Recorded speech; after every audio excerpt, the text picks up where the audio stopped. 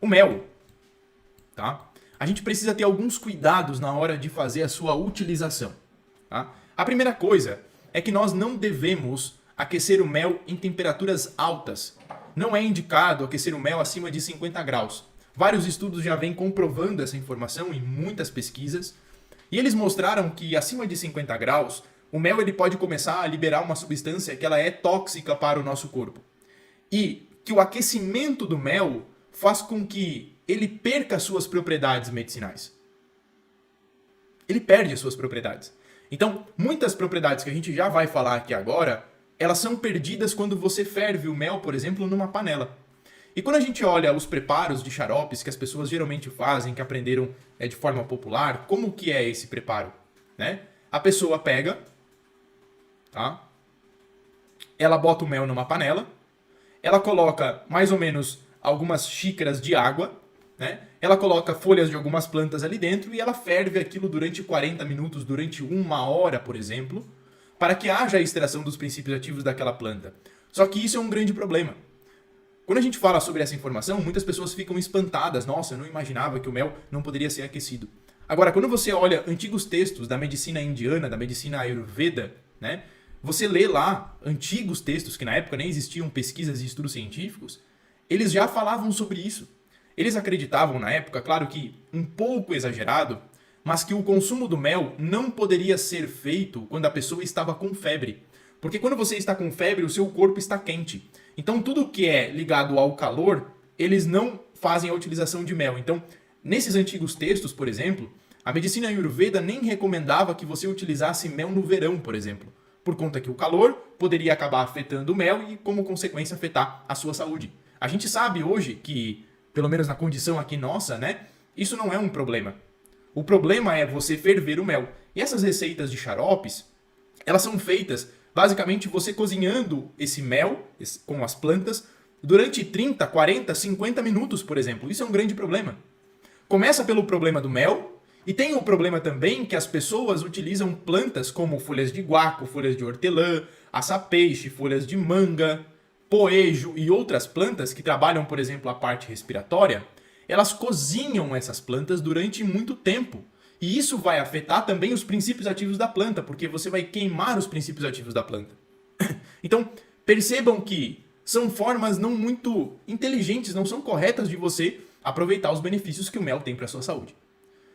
Quando a gente fala sobre xarope, o buraco ele ainda é mais embaixo do que isso, porque eu sou a pessoa que começou a levantar essa bandeira de dizer não a xaropes feitos com açúcar, açúcar branco. As pessoas insistem ainda em querer fazer xarope com açúcar branco. E isso não tem o menor sentido, não tem nexo você fazer xarope com açúcar branco, não tem base um troço desse. Tá? Por quê? O preparo do xarope, você vai fazer ou usar o açúcar como um veículo para conduzir as propriedades das plantas medicinais ou como um extrator de princípios ativos. Só que se existem outras formas melhores de você extrair os princípios ativos, por que fazer isso com açúcar se ele é tão prejudicial para a saúde? O açúcar ele é um dos produtos alimentícios mais inflamatórios que a gente pode consumir, que inflama o nosso corpo. Você vai tratar uma sinusite, uma bronquite, uma rinite, uma gripe de uma pessoa. O seu objetivo muitas vezes é desinflamar esse corpo e você quer fazer um xarope com açúcar branco? Não faz sentido. É que nem como eu sempre brinco na semana passada, eu ter dito para vocês o seguinte: façam o protocolo de detox usando o suco de caixinha de mercado. Aquelas marcas famosas das marcas de refrigerante, compra aquele suco de caixinha de abacaxi ou de maçã e faça o seu suco detox usando o suco de caixinha. Em um copo de suco de caixinha você tem mais ou menos meio copo de açúcar. Você vai falar, nossa, mas é um absurdo fazer isso. Pois é, mas por que a pessoa faz isso com o xarope? Entende? Não tem lógica. Então, eu quero que vocês, como bons estudantes de plantas medicinais, como bons herveiros e herveiras, não façam mais xarope com açúcar. Ok? Mateus, mas como que eu vou fazer xarope? Bom, você pode fazer, por exemplo, com mel. Mateus, mas eu não sei outra forma de preparo. Então faça um simples chá, que você vai ter um resultado tão bom quanto. Mas, Mateus, você tem que entender que eu faço com açúcar e tenho resultado. Pois é, eu entendo e eu acredito nisso. Agora já pensou se você fizer da forma correta? Seu resultado vai ser muito melhor ainda. Percebe? Tá? Então, O mel, gente, ele tem muitas propriedades. Só que essas propriedades que a gente vai começar a falar aqui agora com vocês, tá? Elas não estão presentes naqueles méis, né? Porque a gente pode chamar de méis ou meles. As duas formas estão corretas para mel no plural, tá? Ok? Nós estamos falando de mel puro e não de mel que você compra lá no supermercado, que é aquele mel que tem xarope de glicose misturado. As pessoas perguntaram na semana passada por que o seu mel é tão denso, que mel é esse? É o mel puro. O mel puro é normal ele açucarar. Um mel que não açucara, possivelmente ele está adulterado com xarope, com glicose. E ele não é puro, e ele não vai ter esses benefícios que a gente vai estudar aqui hoje. Então você precisa buscar um fornecedor de mel de confiança. Um pequeno produtor da sua cidade, de uma área rural, numa feira de produtos orgânicos. Aqui na minha cidade tem todas as semanas uma feirinha. Se bem que o mel que tem lá na feirinha não tem muita qualidade. Né? Então, você precisa buscar um mel de qualidade. Tá? O mel que a gente tem aqui, que eu utilizo, é de uma amiga que traz lá do interior do Rio Grande do Sul. Tá? E você poderia usar qualquer tipo de mel floral. Tá? Ele está numa consistência bem densa. Tá? Tenho esse pote aqui.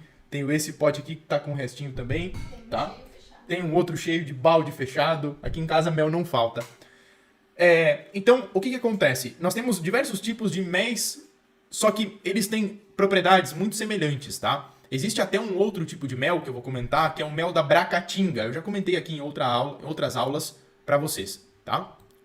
O mel, gente, basicamente, para vocês entenderem, tá? Ele é composto, tá? Basicamente, por 75% de carboidratos, 20% de água e 5% da composição do mel é de vitaminas, minerais e outros nutrientes que fazem ele ter essa propriedade que a gente vai conversar, né? Então, como que o mel basicamente é produzido, né? Ele é produzido pelas abelhas, basicamente a partir do néctar que é recolhido das flores, as abelhas produzem o mel, tá? Então, a composição do mel, ela vai variar de acordo com o tipo de flor e o tipo de abelha. Tá? O que eu quero dizer com isso? Nós temos muitas espécies de flores e muitas espécies de abelhas. Somente de abelhas, nós temos mais de 20 mil espécies. Isso significa que cada espécie ela vai sim produzir um tipo de mel diferente. Essa diferença ela é muito pequena, ela é muito sutil, ok? Mas existe uma pequena diferença. E quando a gente fala do mel da Bracatinga, é um mel que também é produzido pelas abelhas. Tá? Ao contrário dos outros tipos de méis, né? O mel floral, mel de eucalipto, mel silvestre, né? Que ele é produzido após a polinização das flores, o mel da Bracatinga acontece um pouco diferente. Existe uma árvore chamada Bracatinga, tá? Muito comum na região da Serra, aqui em Santa Catarina, por exemplo. Já tive o privilégio de ver esse processo acontecendo pessoalmente. Tá? A cada 2 anos, aproximadamente, a casca do tronco da Bracatinga ela é atacada por um inseto chamado cochonilha. Esse inseto, que é um parasita, ele suga a seiva da árvore e expele um líquido doce. E esse líquido doce atrai as abelhas que produzem o mel da Bracatinga. Essa basicamente é a diferença, tá? Ele não é produzido a partir das flores, ele é produzido a partir desse processo que acontece com a árvore da Bracatinga, tá? Então, a diferença é que o mel da Bracatinga ele vai ter uma concentração maior de bioativos, tá? Mais propriedades antioxidantes, maior quantidade de aminoácidos, etc. Tá? Então por isso que se fala que o mel da Bracatinga é o melhor mel medicinal. Tá? Mas isso não significa que o mel floral não tenha propriedades medicinais. Ele tem basicamente uma ação antioxidante. Tá? Então o mel floral, assim como o da Bracatinga, ele é rico em antioxidantes, como os flavonoides e ácidos fenólicos, que são compostos presentes no mel e que também nós temos flavonoides nas plantas medicinais, por exemplo. Né? Muitas plantas são ricas em flavonoides, tá? Ou seja, em antioxidantes. Então, esses compostos antioxidantes, eles ajudam a neutralizar o que nós chamamos de radicais livres. Eles combatem o estresse oxidativo. Os radicais livres, eles, em excesso, fazem com que aumente no nosso corpo o risco de diversas doenças e até o envelhecimento das nossas células. Então, é muito interessante nesses processos nós usarmos substâncias ricas em antioxidantes. E o mel pode ser uma fonte de antioxidante, tanto de forma interna, quanto você utilizar o mel de forma externa. Então, mulherada que quer prevenir o envelhecimento da pele, as rugas, marcas de expressões, etc., Você pode usar o mel internamente, você pode aplicar o mel diretamente na sua pele, no seu rosto, para fazer uma máscara, por exemplo, facial.